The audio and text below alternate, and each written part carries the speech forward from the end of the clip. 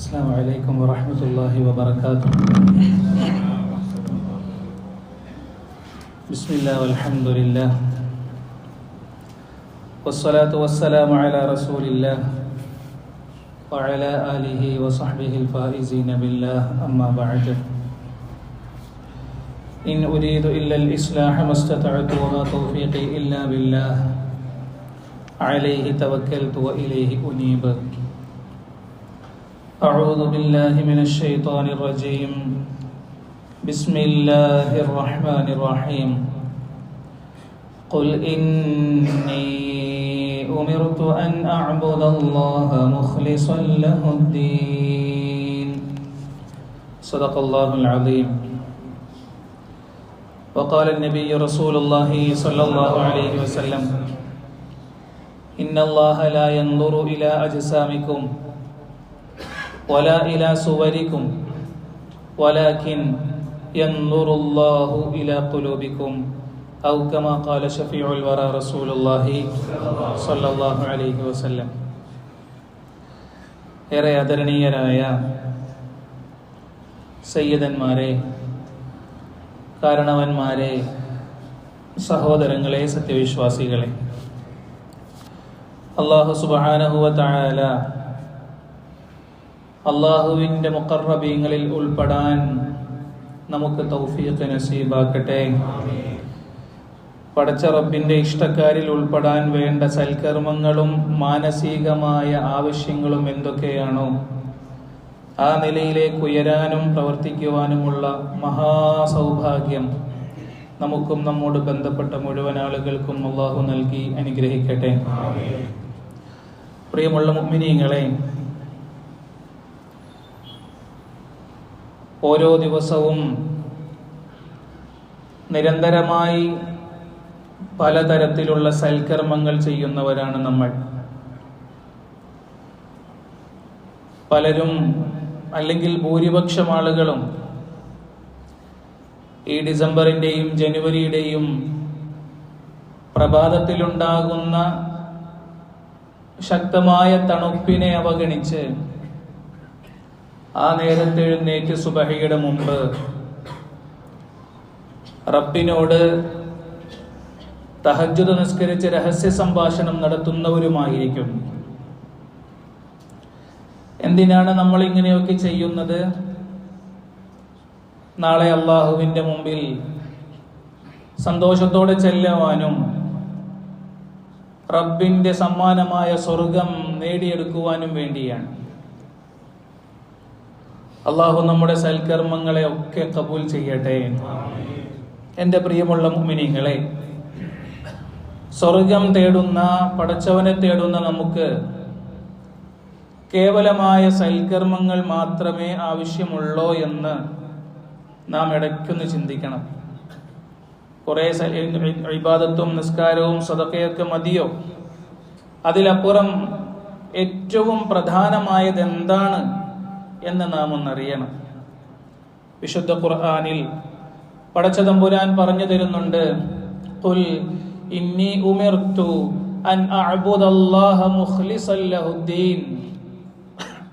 മനസ്സിൽ ഇഖ്ലാസോടുകൂടി അള്ളാഹുവിനെ ആരാധിക്കാൻ വേണ്ടിയിട്ടാണ് നമ്മോട് കൽപ്പിക്കപ്പെട്ടിരിക്കുന്നത്.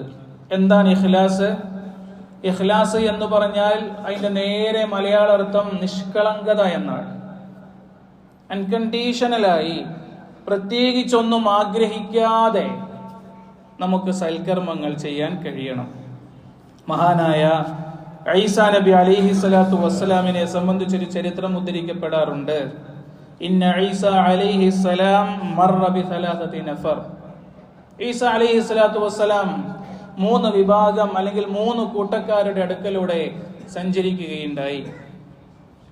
ഒന്നാമത്തെ വിഭാഗത്തിന്റെ അടുക്കലെത്തുമ്പോൾ ഖദ് നഹലത് അബ്ദാനുഹും വതഗയ്യറത് അൽവാനുഹും, അവരുടെ ശരീരമൊക്കെ മെലിഞ്ഞ് വിവർണ അവസ്ഥയിൽ, അവരിങ്ങനെ വല്ലാത്തൊരു ശാരീരിക അവസ്ഥയിലാണ്. ആ സമയത്ത് ഈസാ നബി അലൈഹി സ്വലാത്തു വസ്സലാം അവരോട് ചോദിച്ചു: മല്ലദീ ബലഗ ബിക്കും മാ അറ.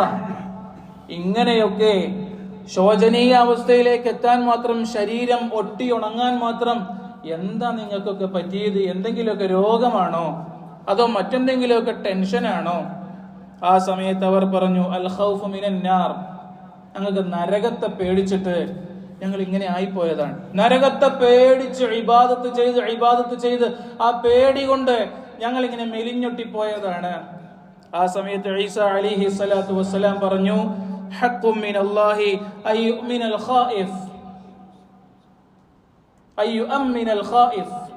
നരകത്തെ പേടിക്കുന്ന ആളുകൾക്ക് നരകത്തിൽ അവരെന്തിനെയാണോ പേടിക്കുന്നത്, നരകത്തെയാണെങ്കിൽ അതിൽ നിന്ന് മോചനം നൽകൽ അള്ളാഹുവിന്റെ ബാധ്യതയാണ് എന്ന് പറഞ്ഞ് അവരോട് മറുപടി പറഞ്ഞിട്ട് അവിടെ നിന്ന് പോവുകയുണ്ടായി. പിന്നെയും മുന്നോട്ട് സഞ്ചരിച്ചപ്പോ മറ്റൊരു വിഭാഗം ആളുകളെ കണ്ടു. അവരുടെയും അവസ്ഥ അങ്ങനെ തന്നെയാണ്. പക്ഷേ ആദ്യം കണ്ട ആളുകളെക്കാൾ കൂടുതൽ മെലിഞ്ഞിരിക്കുന്നു. വല്ലാത്തൊരവസ്ഥ. അവരോടും ചോദിച്ചു, മല്ലദീ ബലഗ ബികും മാറ, എന്താ ഇങ്ങനെയൊക്കെ? എന്തൊരു ദയനീയാവസ്ഥയാണ്, എന്തു പറ്റി? അവര് പറഞ്ഞു, അശ്ശൗഖു ഇലൽ ജന്ന, സ്വർഗം ആഗ്രഹിച്ചിട്ട് ദുനിയാവ് ഞങ്ങൾ മറന്നുപോയി. ആ സ്വർഗത്തിന്റെ കമനീയമായ അലങ്കാരങ്ങളും പറുദീസയുടെ സുന്ദരമായ സ്വപ്നങ്ങളും ഞങ്ങളെ ഭക്ഷണം കഴിക്കാൻ പോലും തടഞ്ഞുപോയി, ഞങ്ങളത് മറന്നുപോയി, അതുകൊണ്ടായി ഇങ്ങനെ. ആ സമയത്ത് അവരോട് ഈസ അലൈഹി സ്വലാത്തു വസ്സലാം പറഞ്ഞു, നിങ്ങൾ എന്താണോ ആഗ്രഹിക്കുന്നത് അത് നിങ്ങൾക്ക് തരൽ അള്ളാഹുവിന്റെ ബാധ്യതയാണ്. പിന്നെയും മുന്നോട്ട് പോയി. പിന്നെ കാണുന്ന ഒരു വിഭാഗം ഇതേ പ്രകാരം മെലിഞ്ഞത് തന്നെ, മെലിഞ്ഞുണങ്ങി ഒട്ടിയുണങ്ങിയിരിക്കുന്നു. അവരോട് ചോദിച്ചു, മല്ലദീ ബലഗ ബികും മാറ, എന്താ പറ്റിയത്? നിങ്ങളെ പോലത്തെ പല ആളുകളെയും ഞാൻ കാണുന്നു, നിങ്ങൾക്ക് എന്തു പറ്റി? അവർ പറഞ്ഞു, നുഹിബ്ബുല്ലാഹ അസ്സ വജൽ, ഞങ്ങൾ അള്ളാഹിനെ പ്രണയിക്കുന്നവരാണ്, ഞങ്ങൾക്ക് അള്ളാഹിനോട് ഭയങ്കര ഇഷ്ടമാണ്. അതുകൊണ്ട് അള്ളാഹിനോട് ഇഷ്ടമുള്ളത് കൊണ്ട് ഞങ്ങൾ ഭക്ഷണം കഴിക്കാൻ മറന്നുപോയി. അള്ളാഹിന്റെ ഇഷ്ടത്തെ, അള്ളാഹിനെ ഇങ്ങനെ പ്രണയിച്ച് ദുനിയാവിനെ ഞങ്ങളങ്ങ് മറന്നുപോയി. ആ സമയത്ത് മഹാനായ ഈസ അലൈഹി സ്വലാത്തു വസ്സലാം പറഞ്ഞു, അള്ളാഹുവിനെ ഇഷ്ടപ്പെട്ട് പ്രണയിച്ച് നിങ്ങളുടെ ഉറക്കം നഷ്ടപ്പെട്ടു, ഭക്ഷണം കഴിക്കാൻ മറന്നു. അങ്ങനെയെങ്കിൽ അൻതുമുൽ മുഖറബൂൻ, നിങ്ങൾ അള്ളാഹുവിന്റെ സമീപസ്ഥരാണ്, അള്ളാഹുവിന്റെ സാമീപ്യം നേടിയ ആളുകളാണ്. അവർ പറഞ്ഞു, നഅ്ബുദുഹു ഹുബ്ബൻ ലില്ലാഹ്, ഞങ്ങൾ നിസ്കരിക്കുന്നത്, ഞങ്ങൾ ഇബാദത്ത് ചെയ്യുന്നത് അള്ളാഹുവിനോടുള്ള പ്രണയം കൊണ്ട് മാത്രമാണ്. വതഅലീമൻ ലിജലാലിഹി, അള്ളാഹുവിന്റെ മഹത്വത്തെ അംഗീകരിച്ചിട്ടാണ്. സ്വർഗം കിട്ടാൻ വേണ്ടി കൂലി വേല എടുക്കുന്നവരല്ല ഞങ്ങൾ, നരകത്തെ പേടിച്ചിട്ട് നിസ്കരിക്കുന്നവരല്ല ഞങ്ങൾ. അള്ളാഹുവിനോടുള്ള പ്രണയം കൊണ്ട് മാത്രം, അള്ളാഹുവിന്റെ മഹത്വത്തെ ഉൾക്കൊണ്ടിട്ട് മാത്രം അള്ളാഹുവിൽ ലയിച്ചു ചേരാൻ ഇബാദത്ത് ചെയ്യുന്നവരാണ്. ആ സമയത്ത് മഹാനായ ഈസ അലൈഹി സ്വലാത്തു വസ്സലാം അവരോട് പറഞ്ഞു, അൻതും ഔലിയാഉല്ലാഹി ഹഖ്ഖ, സത്യം നിങ്ങളാണ് അള്ളാഹുവിന്റെ ഔലിയാക്കൾ. ഉമിർതു മഅകും ഉമിർതു അൻ ഉഖീം, നിങ്ങളുടെ കൂടെ ചേരാനാണ് എന്നോട് അള്ളാഹു കൽപ്പിച്ചത്. നിഷ്കളങ്കത എന്ന് പറയുന്നത് ഇങ്ങനെയാണ്. നമ്മൾ ഇബാദത്ത് ചെയ്യുന്നു എന്തിനാണ്? സ്വർഗം കിട്ടാൻ, അല്ലെങ്കിൽ എന്തെങ്കിലും ഒരു പ്രതിഫലത്തെ കുറിച്ചൊരു ഹദീസോ, നല്ലത് തന്നെ വേണ്ടെന്നല്ല പറയണത്. നമ്മളുടെ നിലവാരത്തിന്റെ ഉയർച്ച ഒന്നുകൂടി മാറാനുണ്ട്.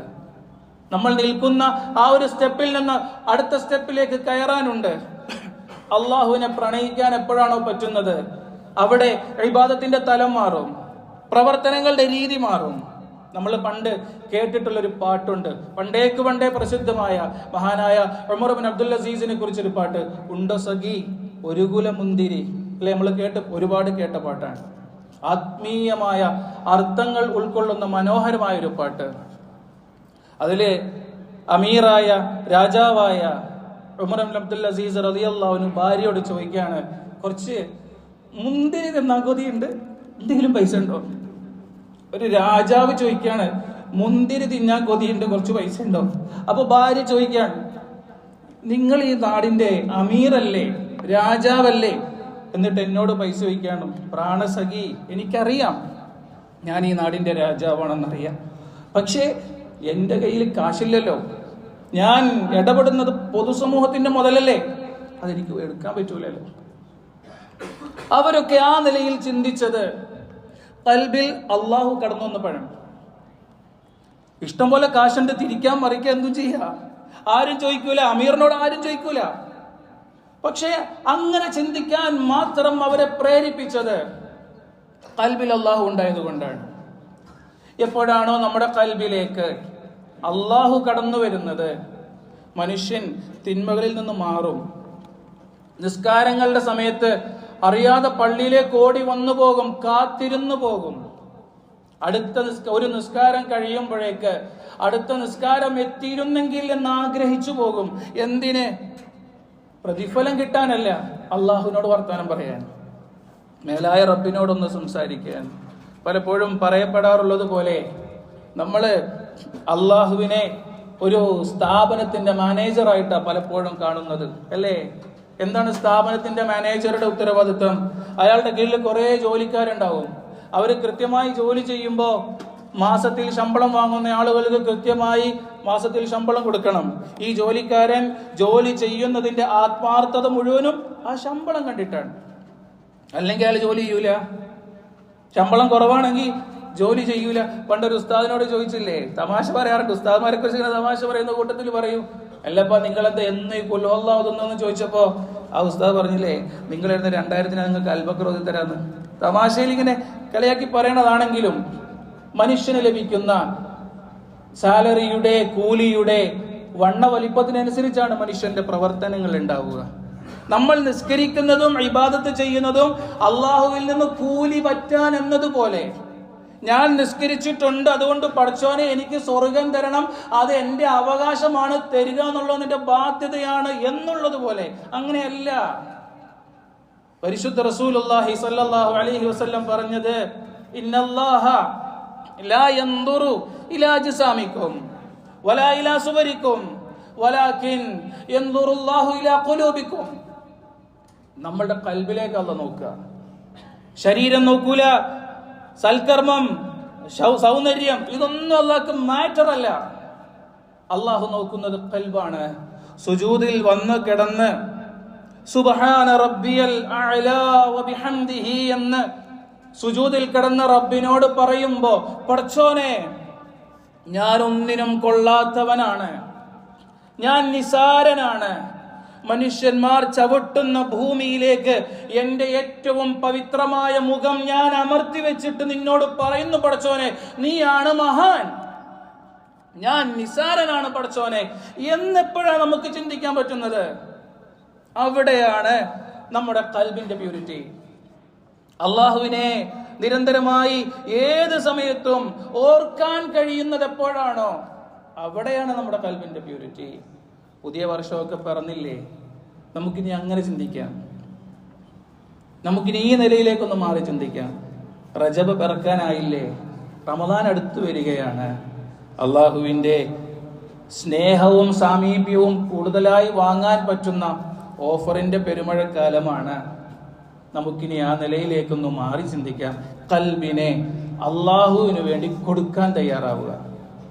അള്ളാഹ്ക്ക് വേണ്ടി മാത്രം. സ്വർഗവും നരകമൊക്കെ ഉണ്ടായിക്കോട്ടെ, എൻ്റെ പടച്ചോൻ എനിക്ക് എന്തെന്നാലും ഓക്കെയാണ്, എനിക്ക് എൻ്റെ പടച്ചോനെ മതി എന്ന് ചിന്തിക്കാൻ നമ്മൾ എപ്പോഴാണോ തയ്യാറാകുന്നത്, അവിടെയാണ് അള്ളാഹുവിൻ്റെ സാമീപ്യവും അള്ളാഹുവിൻ്റെ ഇഷ്ടവും അള്ളാഹുവിൻ്റെ മുഖറബൈങ്ങളിലേക്ക് ഉയരാനുള്ള അവസരവും നമുക്ക് ലഭിക്കുന്നത്. ആ നിലയിൽ ചിന്തിക്കാൻ അള്ളാഹു നമുക്ക് തൗഫീഖ് നൽകി അനുഗ്രഹിക്കട്ടെ.